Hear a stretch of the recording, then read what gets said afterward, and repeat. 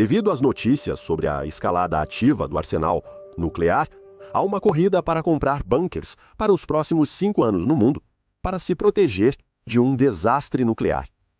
Porém, especialistas alertam que esses bunkers não protegem contra uma bomba nuclear de verdade. Na verdade, os profissionais de marketing estão vendendo a ideia de uma falsa segurança. Bem, é melhor ter um bunker e não precisar dele do que precisar de um bunker e não tê-lo. Essa questão não é apenas pensada pelas pessoas comuns. No ano passado, o bilionário Mark Zuckerberg, um dos principais arquitetos do mundo moderno, começou a comprar grandes extensões de terra na ilha havaiana de Kauai.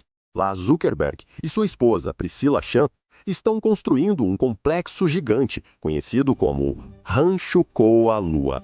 Estima-se que a construção custará mais de 400 milhões de dólares australianos.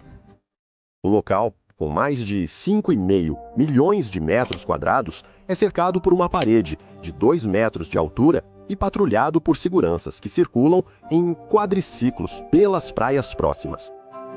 Várias centenas de havaianos locais trabalham nas propriedades de Zuckerberg. Eles têm a obrigação de não divulgar quantos exatamente e o que estão fazendo especificamente. Rumores dizem que na fazenda está planejada a construção de um enorme bunker subterrâneo. Esse detalhe específico parece despertar grande interesse dos teóricos da conspiração.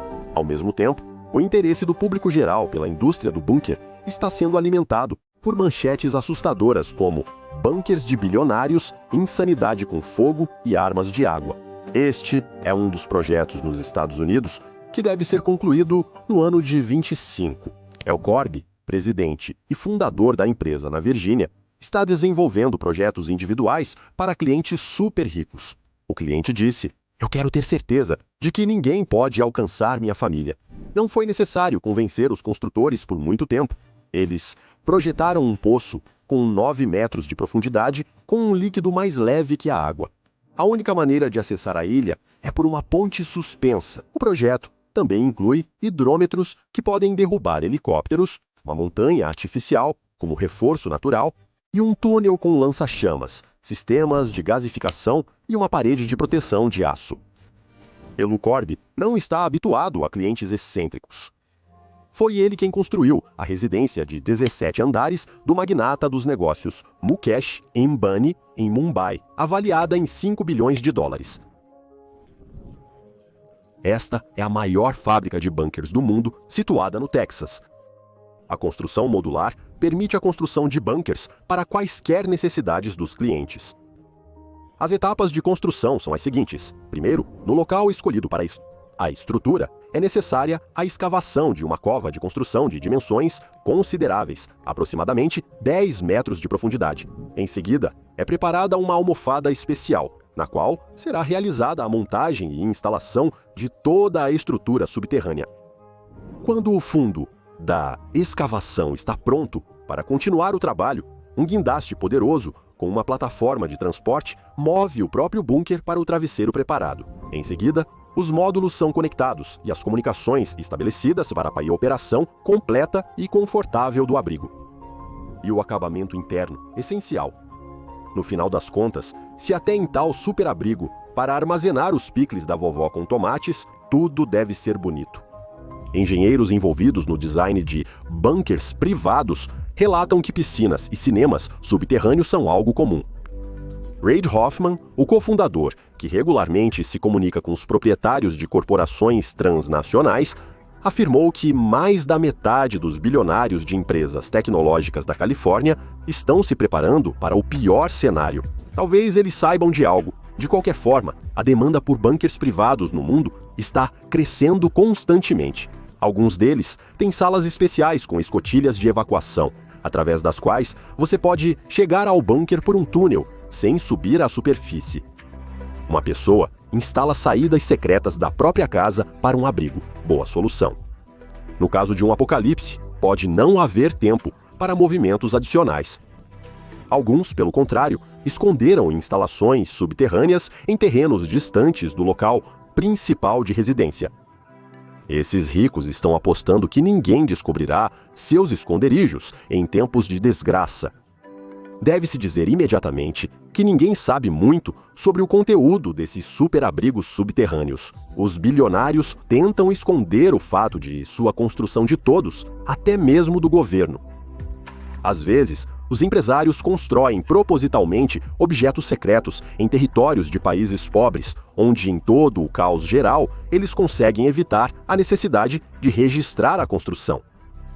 Um dos bunkers mais populares e divulgados está localizado no estado de Indiana e mais parece um confortável hotel 4 estrelas, que possui cinema, equipamentos para treinamento esportivo, aquecimento geotérmico e 1 ano de suprimento de combustível e alimentos. O objeto chamado Europa 1 foi construído ainda durante a Guerra Fria. O complexo tem 34 residências, cada uma com mais de 30 metros quadrados.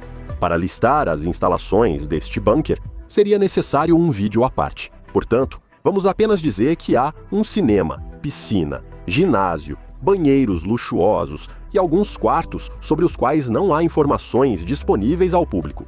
Apenas a construtora e o proprietário do abrigo sabem o que está lá. Se você tivesse a chance de construir um bunker, o que colocaria nele? Deixe sua resposta nos comentários. Um dos bunkers do Apocalipse mais caros e sofisticados está localizado no local de um antigo silo de mísseis, datado da crise dos mísseis de Cuba, no estado do Kansas. Ele é um complexo residencial subterrâneo de 15 andares. A área é estritamente monitorada.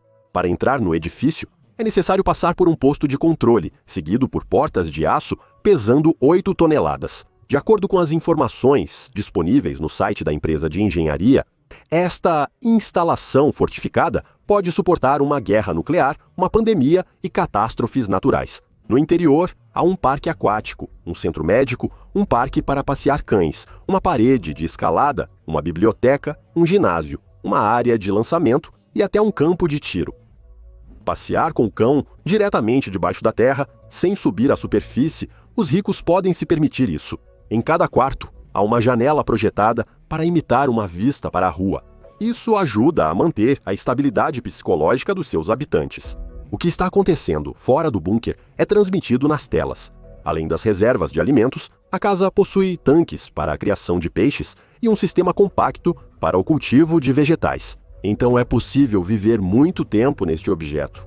Geralmente, os desenvolvedores tentam fazer com que todos os sistemas dentro dos bunkers sejam automatizados. As casas subterrâneas são equipadas com sistemas climáticos e de ventilação autônomos, dispositivos para a produção de água e instalações de purificação.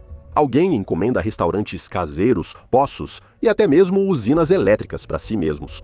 Os engenheiros se esforçam para tornar tudo possível para que se possa viver em uma casa subterrânea sem suporte externo. Alguns querem preservar não só a si mesmos, mas também pedem aos arquitetos para incluírem no abrigo uma coleção de animais raros, arquivos de artefatos valiosos e até um depósito de DNA para preservar as espécies. Os bilionários mostram um interesse especial em abrigos na Nova Zelândia. Lá eles estão construindo comunidades inteiras a partir de bunkers.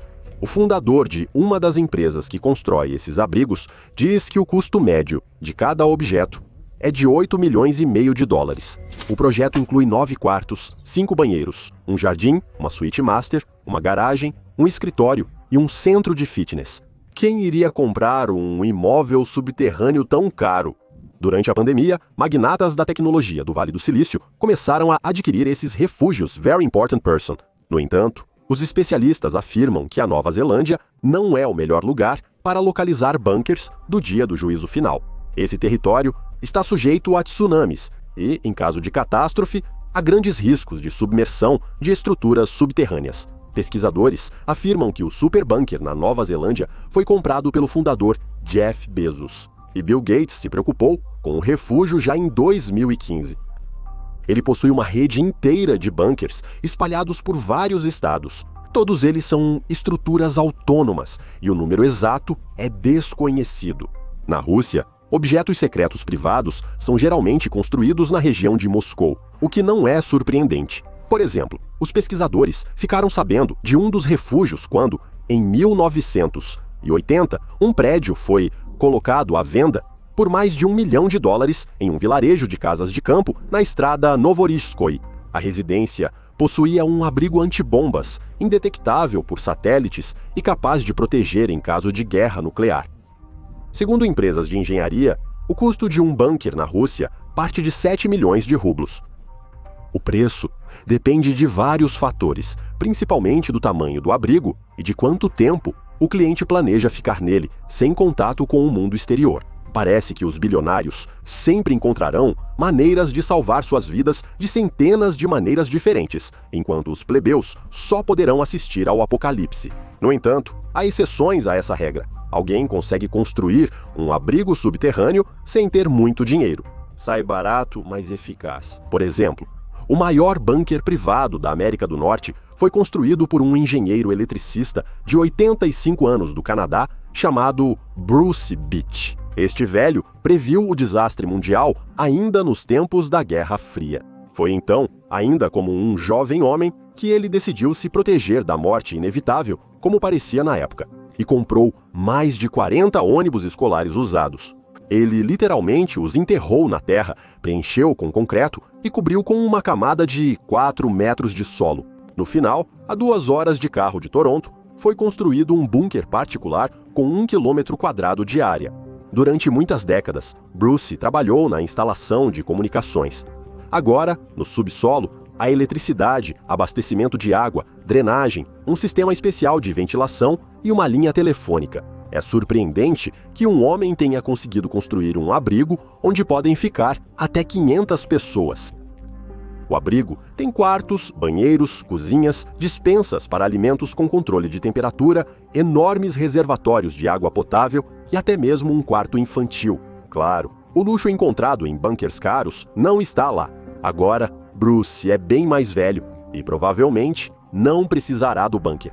No entanto, o homem continua mantendo o sonho de sua vida inteira em estado de funcionamento. Mas vamos voltar ao simples rapaz Mark Zuckerberg. A partir da altura de um voo de pássaro, os vestígios do bunker, em caso de apocalipse, não são muito visíveis. O próprio Mark escreve nas redes sociais que se tornou um fazendeiro comum. Começou a criar gado de chifres grandes no rancho Colwa, em Kauai. E o meu objetivo é produzir a carne de vaca da mais alta qualidade no mundo. Vou criar Wagyu e Angus. Eles vão crescer alimentando-se de macadâmia e cerveja que cultivamos e produzimos aqui no rancho. E postará fotos com um enorme pedaço de carne bovina assada, do seu filho brincando na terra com uma pá. Uma das pessoas mais ricas do mundo escreve: minhas filhas ajudam a plantar macadâmia e cuidar de diversos animais. Estamos apenas começando nossa jornada, e é bom ver que cada estação traz novas melhorias. Este é o meu projeto mais saboroso.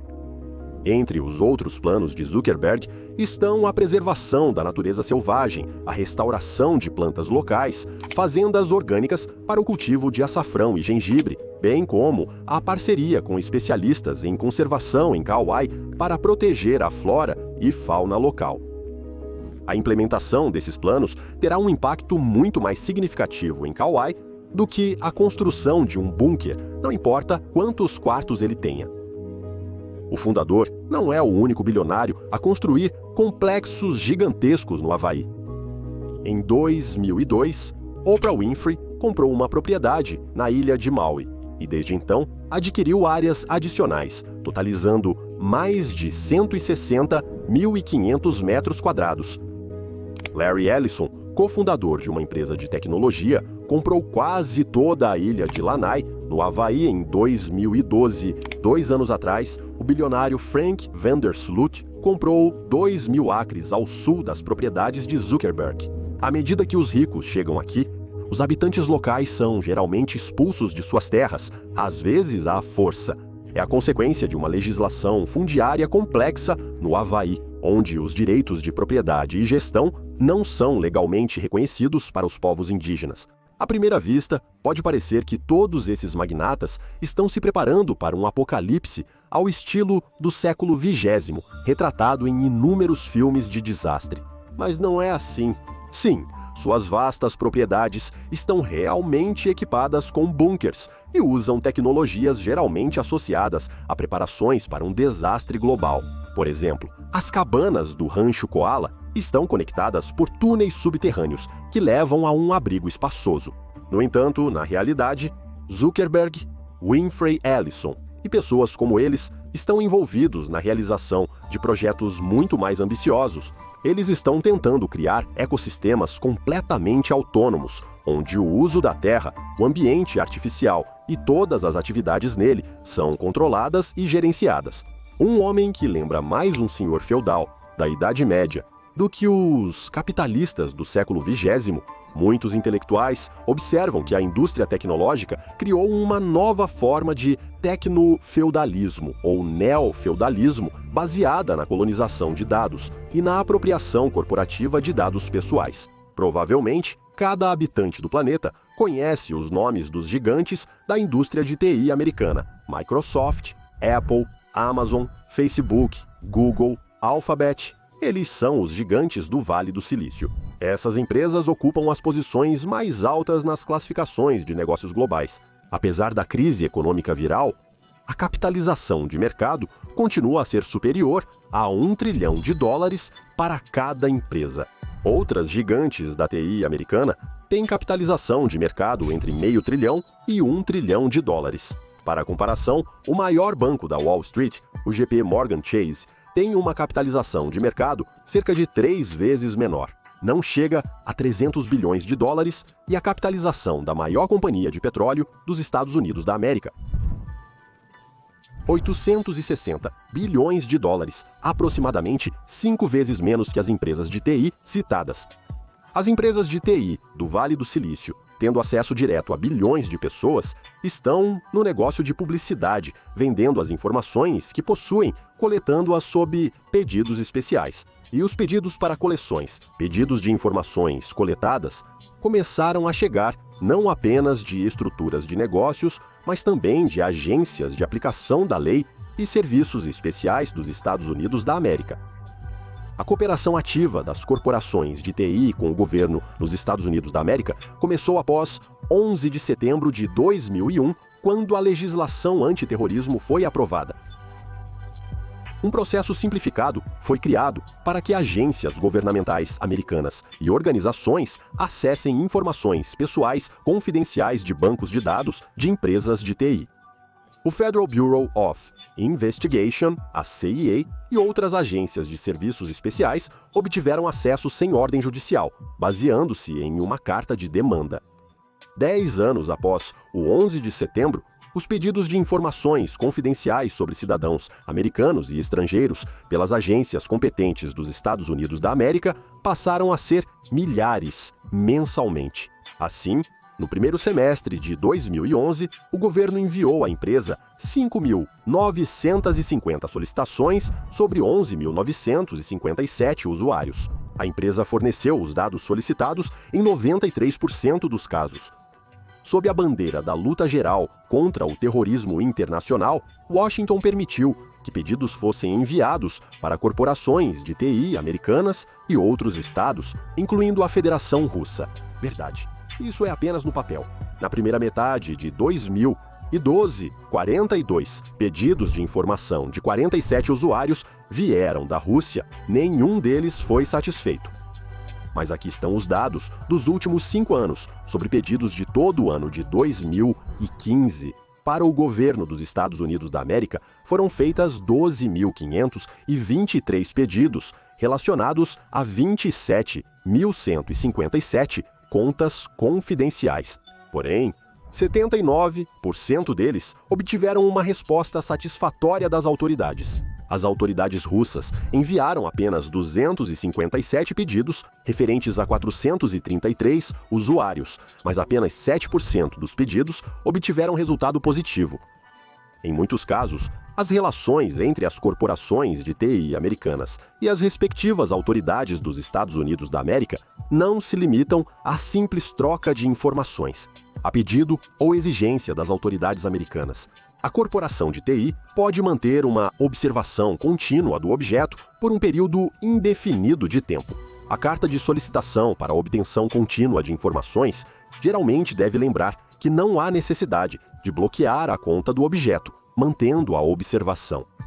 Na imprensa britânica, no início dos anos 2000, apareceram informações de que a liderança fez uma declaração à empresa, exigindo uma explicação para a transmissão de longo prazo de informações sobre a correspondência pessoal de alguns funcionários do site para o Federal Bureau of Investigation. Segundo as informações, os dados de 3 funcionários foram transmitidos durante 3 anos. O líder Julian Assange afirmou no outono de 2014 que estava envolvido em espionagem a pedido do Federal Bureau of Investigation, da Agência de Segurança Nacional e de outras agências americanas.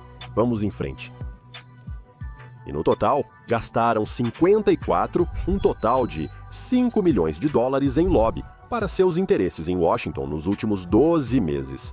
De meados de 1914 a meados de 1920, isso é 35% a mais, em comparação com 1915 e quase 500% a mais em comparação com 1910. Aqui está a história com a velha Europa, em 1911. A Comissão Europeia acusou a corporação de abusar de sua posição dominante no mercado europeu. A participação do pesquisador no mercado de pesquisa online da UE chegou perto de 90%. Também as empresas europeias que desenvolveram o aplicativo móvel usaram exclusivamente o sistema que era propriedade deles.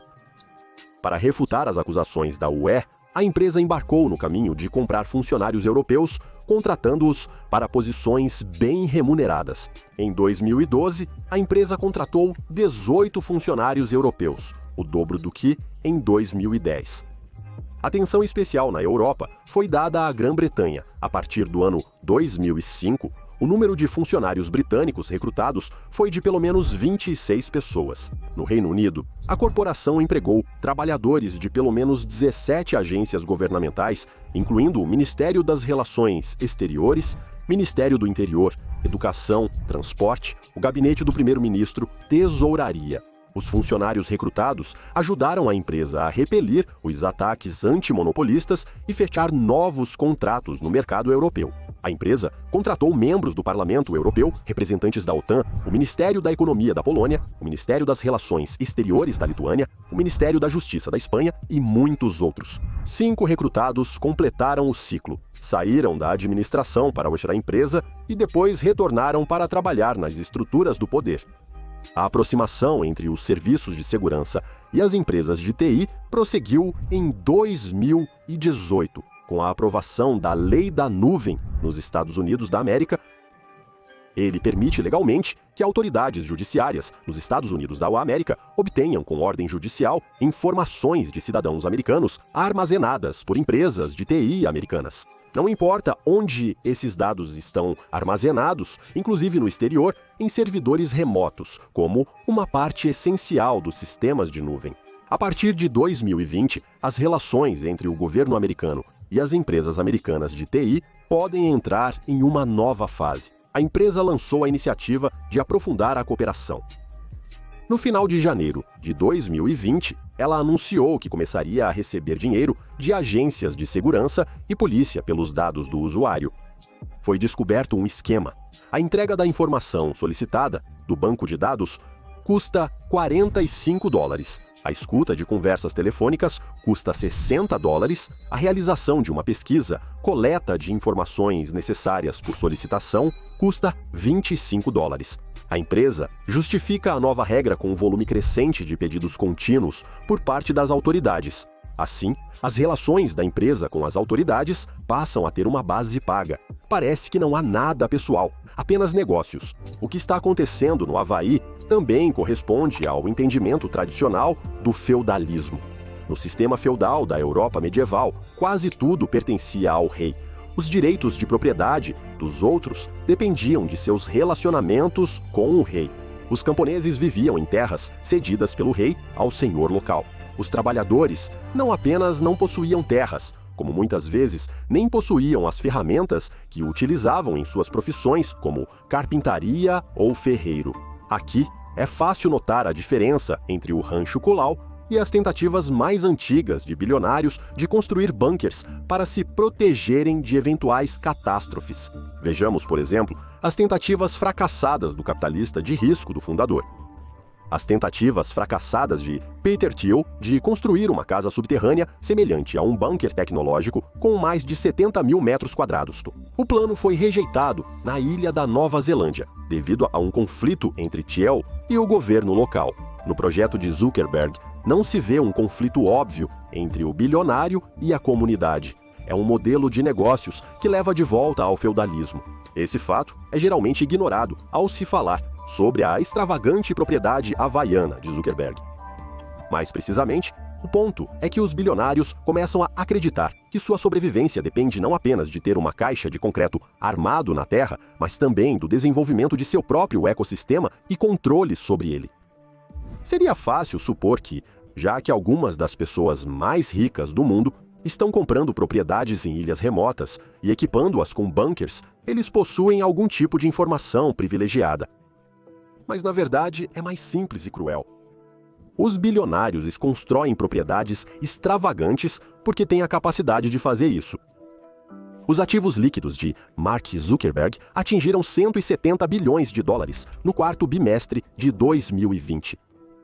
O castelo havaiano vale 26 milhões com toda a sua extravagância, compõe menos de 2% desse valor. É evidente que os integrantes do Clube dos Bilionários não precisam crer na iminência do apocalipse ou do colapso social. Com recursos financeiros abundantes, eles podem investir uma parte do dinheiro na construção de bunkers subterrâneos. A preparação para catástrofes não faz muito sentido em países como a Índia, Camboja ou Iêmen, onde a pobreza extrema prevalece e centenas de milhões de pessoas vivem em condições que os habitantes afluentes do Ocidente podem considerar apocalípticas por si só. E a classe média no Ocidente não pode se dar ao luxo de possuir vários imóveis. Se você quer viver numa ilha segura, mude-se e trabalhe lá em tempo integral. Foi por isso que nas primeiras semanas da pandemia, em março de 2020, as pessoas compraram papel higiênico em massa. Esse era o jeito mais barato e conveniente de rapidamente fazer estoques que pareciam adequados. Assim, as pessoas sentiam que não estavam impotentes diante de uma situação difícil. Enquanto isso, a mania por bunkers entre os ricos no Ocidente faz parte de uma tendência cultural mais ampla, na qual as pessoas comuns fingem rir dos bilionários loucos, mas interiormente aspiram a ser super ricas. Em suas fantasias, eles podem se imaginar no topo da pirâmide da desigualdade. É por isso que a popularidade do tema do bunker é tão alta. No 21º ano, chegou ao ponto em que o vendedor de bunkers do Texas, Ron Hubbard, o chefe de todos, apareceu em um episódio de uma série com Kim Kardashian, quando as irmãs Kim e Khloe foram tentar a vida em um bunker. No entanto, para verdadeiros bilionários, esses refúgios são apenas uma pequena parte de um portfólio de investimentos diversificado para o futuro. Outros esquemas conhecidos incluem investimentos em viagens espaciais, criogenia, isto é, congelamento do corpo com a esperança de uma futura reencarnação, e upload de consciência. E como no caso de Peter Thiel, a expectativa de um parabioses, a transfusão do sangue de pessoas jovens em suas próprias veias. O investimento de bilhões de dólares em tais projetos por bilionários não significa que eles são paranoicos delirantes ou que possuem algum conhecimento secreto do futuro. Isso apenas significa que eles acumularam muito dinheiro extra que precisa ser gasto em algo. Como se costuma dizer, por que você comprou? Porque eu posso. Tudo isso foi mostrado de forma bastante original em um dos episódios mais divertidos de Amor, Morte e Robôs. 3 androides vagam pelo mundo pós-apocalíptico, incluindo por bunkers governamentais e estações luxuosas dos ricos. E quanto mais os robôs aprendem sobre esses lugares, mais eles estão convencidos de que a raça humana estava destinada à extinção por sua própria estupidez. Bom, é bom que isso seja apenas uma sátira aguda. E, na verdade, tudo está bem com a humanidade.